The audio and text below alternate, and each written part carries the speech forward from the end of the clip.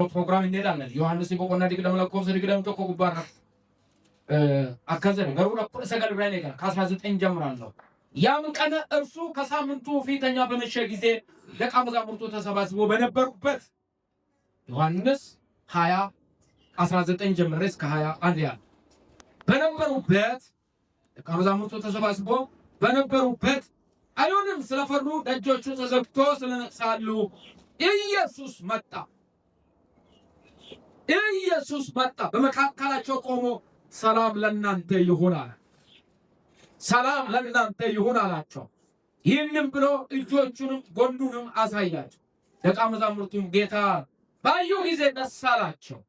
ጌታን ባዩ ጊዜ በሉስ ከኔ ጋር ጌታን ባዩ ጊዜ ደስ አላቸው። ጌታን ባዩ ጊዜ ደስ አላቸው። ኢየሱስም ዳግመኛ ሰላም ለእናንተ ይሁን፣ አብ እኔን እንደላከኝ እኔ ደግሞ እልካችኋለሁ አላቸው። ይህንም ብሎ እፍ አለባቸው፣ መንፈስ ቅዱስን ተቀበሉ። አሜን አሜን። ሲያሜን በሉ አሜን። ዮሐንስ 20 ቁጥር 19 እስከ 21 ላይ በዚህ ቦታ ላይ ምንድነው የሚያሳየው? ሚሽን ኦፍ ጋድ የሚለው የእግዚአብሔር ተልእኮ የሚለው የሚያሳይ የክርስቶስ ተልእኮ መሆኑን የሚያሳየ በዚህ ቦታ እኔን እንደላከ እኔ ደግሞ እናንተን ልካችሁ እኔን ልኮኛል፣ እኔ ደግሞ እናንተ ምን አድርጋለሁ ይልካችኋለሁ ብሎ ከትንሣኤ በኋላ ደቀ መዛሙርቱ ምን አደረገ? ተልእኮን ሃንዶቨር ተልእኮን አስረከባቸው። አሜን። ይሄ እኔና እናንተ ዛሬ ይህንን ተልእኮ ነው በእኛ ላይ ያለ ተልእኮ ይዘን ይመጣል። በዚህ ቦታ ላይ እግዚአብሔር የሰጠንን ተልእኮ ወደዚህ ይዘን ይመጣል። ክርስቶስ የሰጠንን ተልእኮ ይዘን ይመጣል። አሜን በሉስ። እዚህ መንበሩ ይሄ ኢየሱስ ከአብ ይዞ የመጣው ምን አደረገ? ተልእኮውን አብ እኔን እንደላከ ተልእኮውን ፈጽሜያለሁ ብሎ ነገራቸው። ከትንሣኤ በኋላ የኔ የአብን ተልእኮ አብ እንደላከኝ እኔ ደግሞ እናንተ ልካችኋለሁ፣ ተልእኮውን ፈጽሜያለሁ እየነገራቸው አብ መልአኩን ነገራቸው። ተልእኮውን ፈጽሜያለሁ። ቅድም የእግዚአብሔር ሰው በቃሉ መንፈስ ቅዱስን ሲናገረን እንደነበረ እያንዳንዱ ሰው ዛሬ እያንዳንዱ አማኝ ዛሬ ምን አለው? ተልእኮ።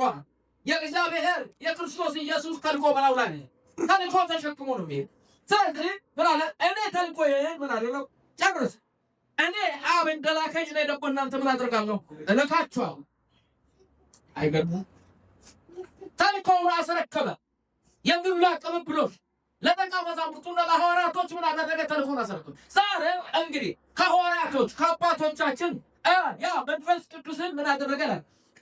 መንፈስ ቅዱስን እበባለባቸው። ይህንን ኃይልን እስከምትቀበሉ ከኢየሩሳሌም አትውጡ የምለው አብሮ አለ።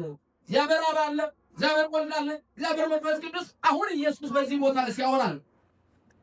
አሜን በሉ። ላከኝ። ወልድ ራሱ እያወራ ነው። አብ እኔን ላከኝ።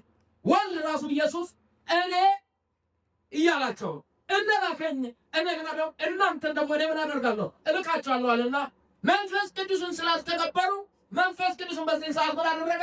ስራ አልጀመረም። ከዛ ልክ እሱ ሚሽኑ ሲጨርስ ለመንፈስ ቅዱስና ሃንዶቨር አደረገ። መንፈስ ቅዱስን እፍ አለባቸው፣ መንፈስ ቅዱስን ተቀበሉ። ከዛ ተልእኮ ሆነ መፈጸም የጀመሩት ደቀ መዛሙርቶቹ ወይ ሐዋርያቶች። ኢየሱስ ጌታ ነው። በመንፈስ ቅዱስ አሜን። ሲያሜን በሉ።